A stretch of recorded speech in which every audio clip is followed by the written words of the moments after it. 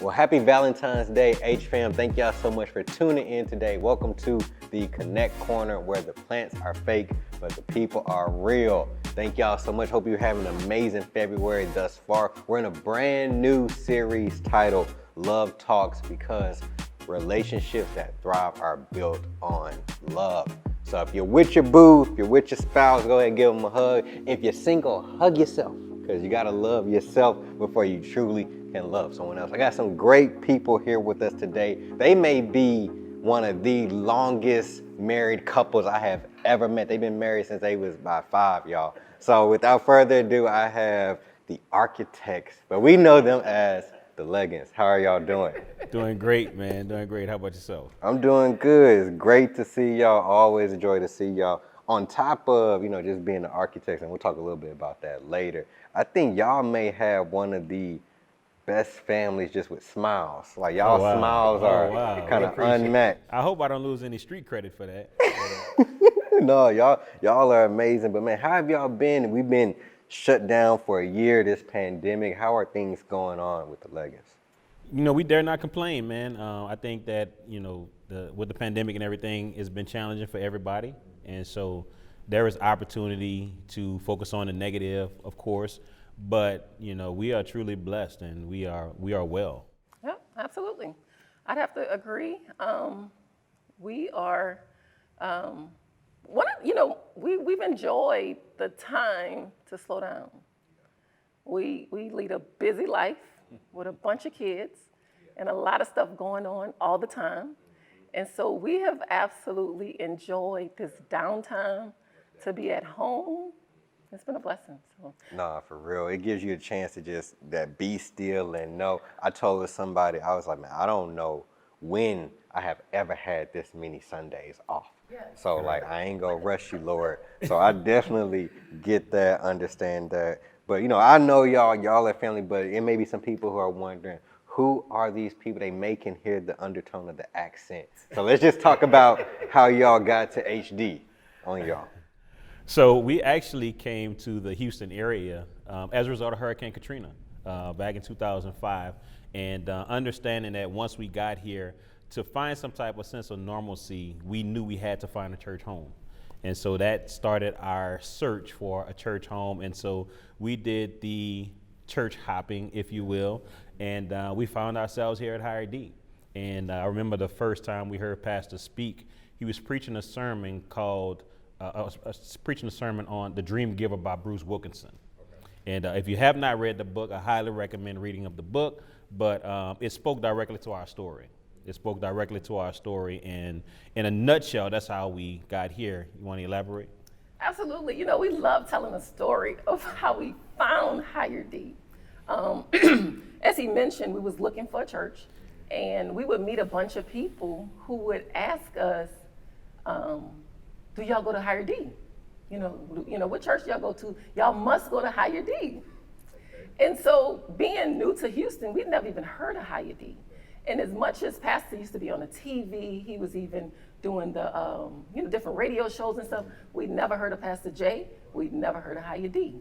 And so people would always ask us that. And so, we'd be like, one day we're going to go visit this church. Why people keep associating us with this church?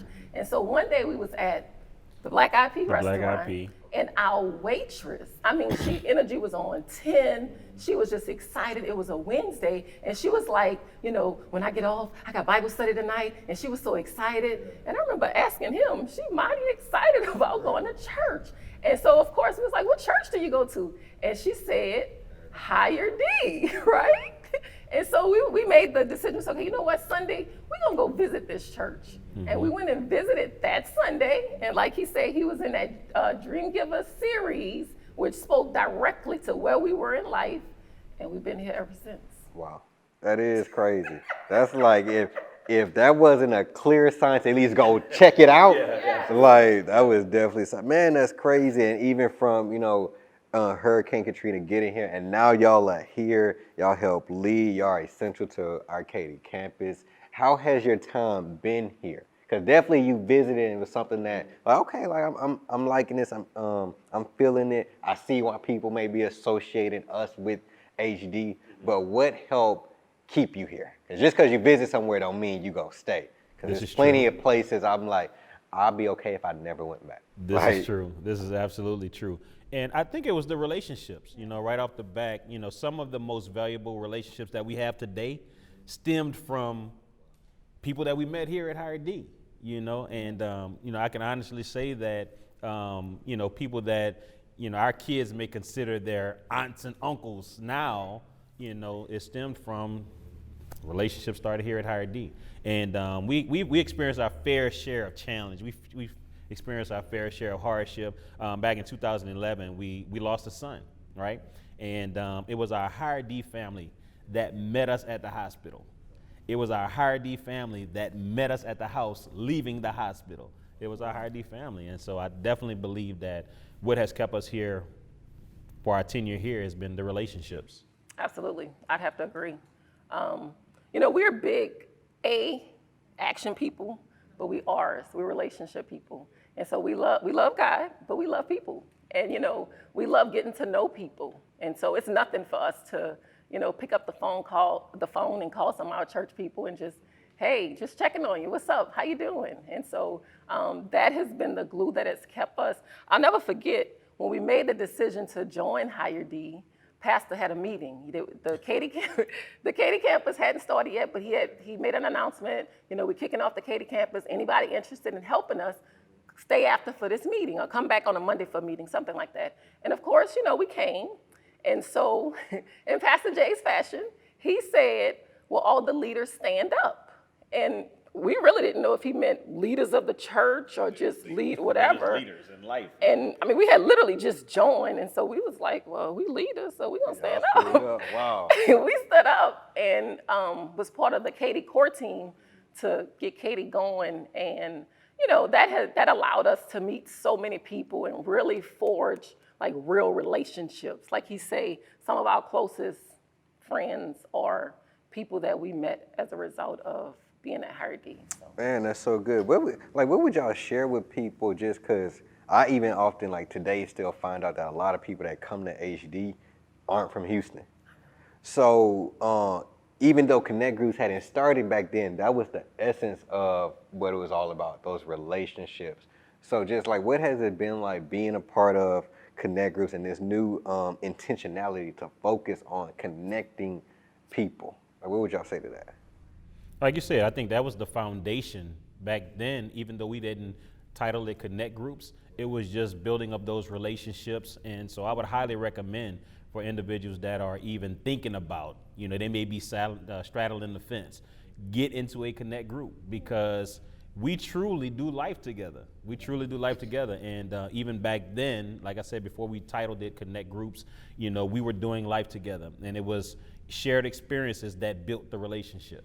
Absolutely. And for us in the beginning, Higher D is a mega church, big church, right? And we come from the city, but New Orleans don't compare in size to Houston, right? So when we first came, I'll be honest, the size of the church was a little intimidating because we felt like, how are we gonna get involved and get connected? We like to know the pastor and just, be connected. And we saw the capacity on the wall, and I'll never forget, he was like, that's the capacity? We don't know about that, right?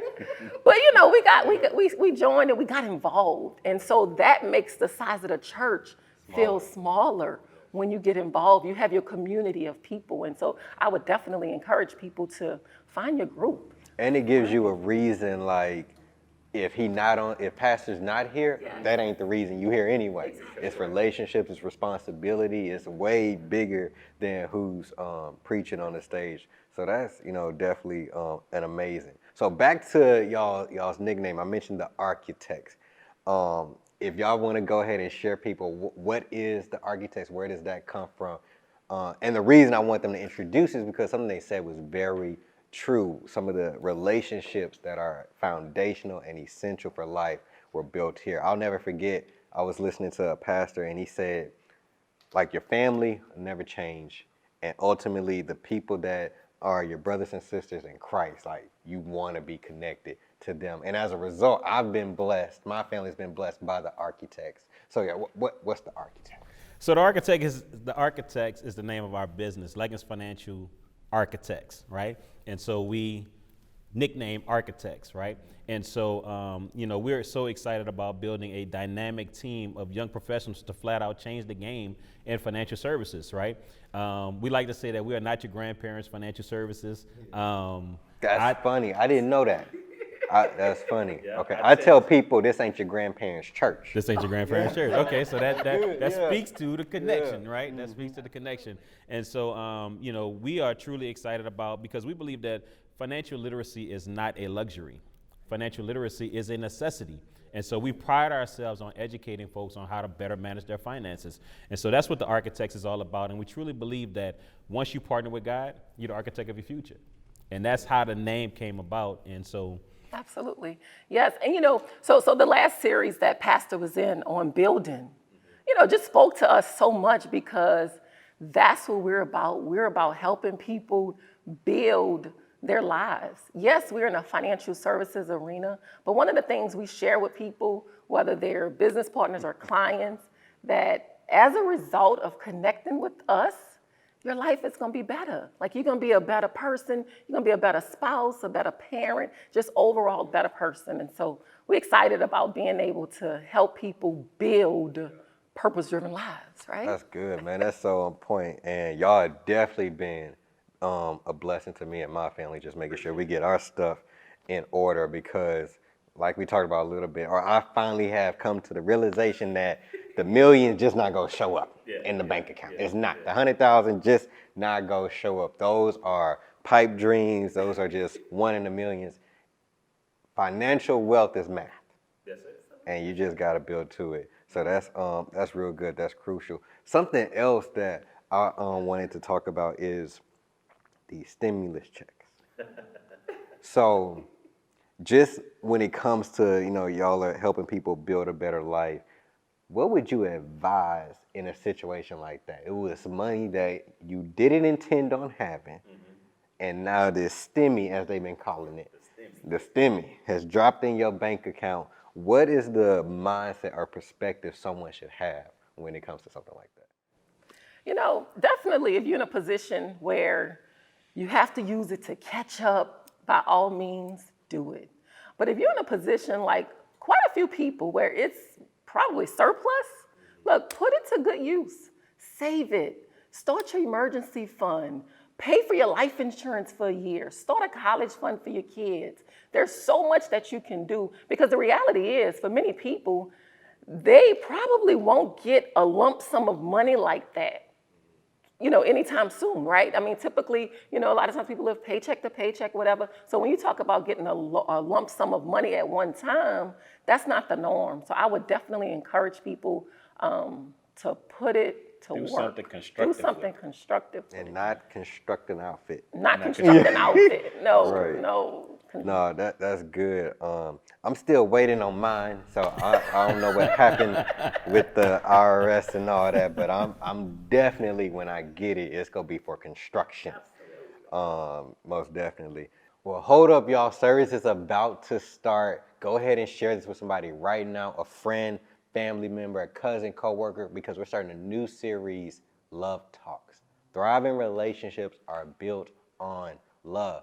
But we're gonna finish this conversation, and I definitely encourage you to tune in, because who couldn't use more knowledge on being financially equipped, right? Hey, money answers all things. So tune back in on our YouTube channel, the Connect Corner playlist, to finish this conversation with the Leggins, AKA the Architects. So here we go. When it comes to your finances, when it comes, definitely the stimulus check, that's good and everything, what do y'all think really impedes people from taking that next step to get serious about your finances? Because I truly believe that a lot of people think the one-hit wonder go happen. So like, what do y'all think is that root thing first? And like, what's the first step to kind of uproot that? We all have some biases when it comes to money. We got some beliefs about money. And a lot of those beliefs stem from how we was raised. And so you may have secured a good job. You may be making a 6-7-figure income. But if you haven't identified your core beliefs about money, it's going to show up in your behavior. And that's just the bottom line. And that's why, we was talking earlier about, the one-hit wonders, people getting a bunch of money. And if you follow those stories, it usually don't last. There's some rules to building wealth. There's some fundamentals to building wealth. And so you have to commit to learning what those fundamentals are and then applying them. So I think that's one of the challenges that a lot of people face is because one, they got to get down to their beliefs about money. And then oftentimes those beliefs need to be shifted a little bit, right? You got to change what you really believe about money. No, that's good. You got anything? Yep. Now, I would piggyback on that, if I were to ask you to finish the statement, you don't know what you don't know, right? And so you just got to recognize that there are things out there that, certain people do know that has helped them get ahead in the game. There are certain things that you don't know. And when you know better, you tend to do better. And so you got to understand that there are people that are in position of subject matter experts that can help you. They can help you get to a better spot and increase your financial position. You got to seek out the help. You have to seek out the help. And as both of you have already said, it is a matter of shifting your thought process. Most definitely. I remember Pastor shared with us, everything emanates out of belief. And what you believe about money is definitely go show up in your behaviors. Like I had to captivate the thought that if you spend this much but only make this much, you will be broke. But just having that realization and really I talked about last week, just having a vision for your life, a vision by God more so. Because it's one thing to just have this vision about your own money, but what does God say about money? And when it comes to that, this is, if y'all could speak on this, like a lot of people, I believe in God, I trust them, all this, but have an issue or problem with tithing. It's baffling to me because I'm like, you believe in heaven, something you've never seen, but you don't believe in his word to give 10%. What do y'all have any take on just maybe that, not necessarily the belief system, but just the discipline and the reason behind tithing? Do y'all encourage that? Yeah, well, I'll answer the last part first. We highly recommend tithing, right? And one of the strategies of the wealthy, it's mind-blowing, right? It's the strategy of the wealthy is to live below your means. That is a strategy, to live below your means. And so if you can get to a place in the point where you're living off of 70% of your income, 70% of your income. Now, in order to do that, it's going to cause you to find some areas in your budget that you can eliminate, postpone, or reduce, right? And so if you can get to a place in the point where you live off of 70% of your income, watch this, that leaves 30%. 10% you should tithe, and then that's 20% that you can save and invest. That's a simple strategy, to live below your means. One of the, when we teach our clients, just to piggyback on what he said, spend less, save more, invest wisely, and give generously. It's that simple. Like every One more time, if you could. spend less, save more, invest wisely, and give generously. And everything anybody would ever tell you about your finances and how to improve them is going to be found in one of those four. I promise you. No, that's real good. That was for me right there. We put that on a note card or something. But that's so true. And I love how you said one of the practice of the wealthy, not the flashy, not the social media, but the wealthy. People who are wealthy practice spending below your means. And that's so crucial. And I think just also when you say that, you've given your life to God, like, man, trust him with your resources. I was telling somebody the other day that, you got to give that thing to God. Who else is going to bless you better? Who else is going to make sure that returns back to tenfold? So just making sure tithing is a priority. But tithe that stimmy. You need to tithe on that stimmy. Because y'all probably going to stake 48 on it anyway. We know it's going to be hard for y'all to make that shift. And one of the things I love about Pastor is, he doesn't just preach tithing, but he makes sure to partner alongside people like y'all to equip us on how to have a budget, how to save. Because I understand it's hard to teach somebody tithe and they have no financial skills. That's correct. That's real tough. And with that, that's why it's so crucial that we have partnerships like the architect, we have people who understand finances. So with finances, what all do the architects help construct? I know you kind of say like we help build your life, but if you can go a little bit deeper into what area specifically do you help people in constructing their finances? Absolutely. You know, one of the things is along the lines of what you were saying, you know, anybody can sell you a product, but not anybody's going to help you put a strategy in place. That is first and foremost what we're going to do. We're going to help you identify what your goals are and develop a strategy to help you meet those goals.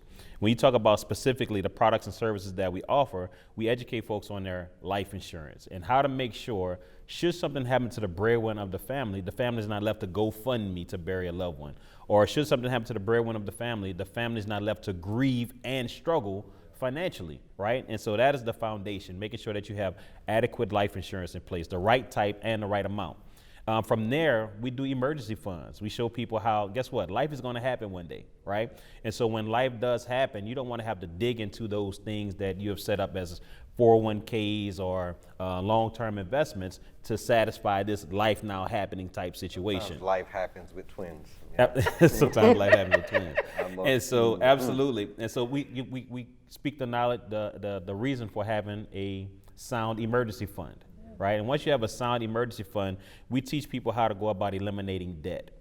Debt can be crippling to any financial strategy that we will put in place, right? Because if we can show you how to get an investment where you're bringing in some 12% on an investment, but you're paying 18% on a credit card, you eliminated the buying power of the investment, right? And so showing them how to, one, put the life insurance in place, an emergency fund, eliminate debt, and then we look at those investment type platforms, right? And so you want to add to that? Absolutely. And so I think that the key, like he said, was helping people put together a strategy, you know, the financial plan. What makes us unique, and we love talking about this, is because we give access to financial services to everybody, not just the wealthy. I like to say we bring Wall Street to your street. You know, the same access that the wealthy have, we're able to provide to the everyday investor who may only be able to start investing with $100, $25 a month. And so we get excited about that. And so in a nutshell, we can help you, one, identify your financial goals and dreams, and then put together a strategy to carry them out. Not only are we going to give you the information, but we're going to help you with implementation. And that's also a challenge because a lot of times people get the information, but then they still struggle with, how do I walk this thing out? How do I execute? Absolutely. We're going to help you walk it out. No, that's good, man. Y'all partner with the architects, or if not them, get you a financial advisor. Unless you literally are gonna take the time to dive in and learn all the do's and don'ts of finance. I ain't got that type of time. So that's why I'm partnering with y'all, because when we collaborate, we can accomplish a lot more. Now, I love the fact that y'all are in this together as a married couple. The story doesn't start with the architects now. Right. I alluded to that earlier. I've been married since y'all was 5. And being that it's Valentine's Day, we're in this new series, Love Talks. Speak on that. How did y'all go? Because y'all been together how long? So actually, this October, we'll be married 20 years. That's married. Yeah, so married. How long y'all been together? So there are 2 variations of the story. Gotcha. Right? So I don't know if you want to the theatrical release and the director's cut. That's correct. That's correct. And so my version of the story goes, you know, we were sitting in English class, 9th grade, right? And she's sitting next to me 2 weeks into the semester and has not said a mumbling word to me. Okay. And so literally sitting next to you. Literally sitting next to me in class. Yeah.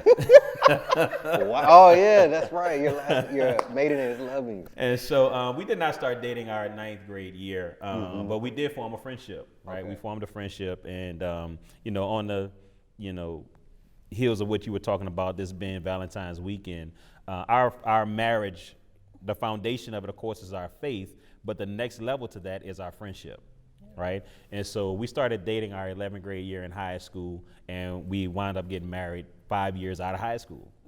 5 years out of high school. And so I know we're telling our age and whatnot, but you know, like I said, this upcoming October, we've been married some 20 years. We ain't say what year that 9th grade was. We ain't said none of that, so they still got to guess. They got to do some math. Yeah, they got to figure it out. But what is that your story?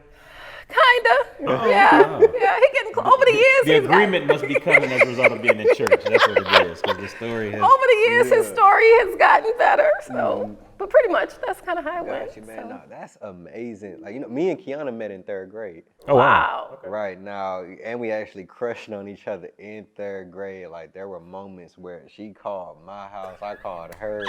Our parents had picked up the phone. Like, so it's crazy how we just got back together, ended up married, now we got kids.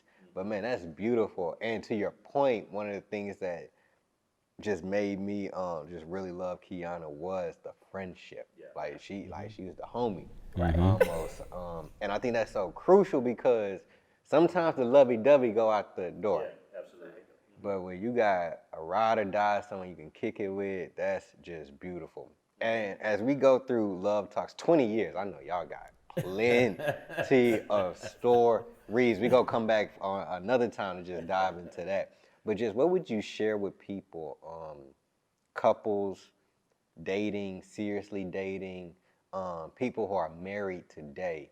Just what would you share with them when it comes to that friendship, that relationship, it being built on God's love? And just, I know this could be a whole sermon in itself, but just something from y'all on just what has helped y'all marriage not just survive, but thrive. And the fact that y'all are working together, like, speaks to a cohesiveness, a unity, because everybody can't. It's a lot of people quarantining and quarreling. Right? Yeah. It's a lot of that going on. So just like, man, y'all have a beautiful family, beautiful marriage. If y'all could just bless us, bless the audience with some points. Yeah, I would say the first pointer is I believe that a healthy relationship stems from communication. I think that oftentimes communication is not always the easiest to have, but it's always necessary. And even though we've been married 20 years this coming October, you know, I don't make the mistake of thinking she knows what I'm thinking, right? And so I want to be intentional on the communication and making sure that there's no ambiguity or confusion. You know, if I'm feeling a certain way, I'm letting her know. If she's feeling a certain way, she lets me know. And so just this past, I think it was yesterday, I know I asked her. Did she smile like this when she letting you know? You know, that's one of her tactics, if you will, right? That's one of her tactics. And so I think it was just yesterday I asked a simple question like, is your love tank full? Did I ask you something like that? You did. I asked her, was our love Were tank you full? a part of the message writing? Was I part of the message writing? Yeah. Oh, that's part of what? Okay. Yeah, you could look at you. Maybe I was peeking through the window or something. Yeah, like something. That, right? But so I asked her that question, and so my objective with asking her that is, what can I do if it's not full? What can I do to help it, you know, get to a full tank? Because, you know, there are places that you can go when you have a full tank. You know, That's good. You did say that. That's good. That'll like preach. A sermon. That'll preach. Like a sermon. Yeah. I'm gonna leave some room for you to kind of comment on that deal. And his love language is physical touch, right? Amen. Amen. But if I had to add to that, you know, in addition to what he said, I think, you know, compromising. Over the years, we have learned how to compromise. We like each other, and like he said, we're friends, but, you know, we don't always agree about everything. We're two strong people, and so we've learned how to compromise with each other. You know, I think one of the struggles today is, you know, people have selfish tendencies. You know, when you get married, mine, go out the window. It's we, it's ours, it's us, right? And you have to do it that way, because if not, a united marriage will become untied. When that I gets out of place, that's what happens. And I'm still in that. Yeah. I just want you to know. Like, that was got good. it. Thank you. I'm gonna quote you the first time. Next time is mine. That was good. But that is so true, man. So, man, thank y'all so much for just being here, being on the Connect Corner, for the relationship blessings and the financial blessings. Again, y'all need any help financially. You may hit the jackpot. I don't know, you may. But you probably not. let us invest it if they do. Yeah, there it is. And if you do hit it, you need to tithe. You need to spend less. what was Save it? more. Save more. Invest wisely. Invest wisely. And Give give generously, man. You'll never outbeat God giving. That's correct. Never. So connect with the architects. Y'all on our website, right?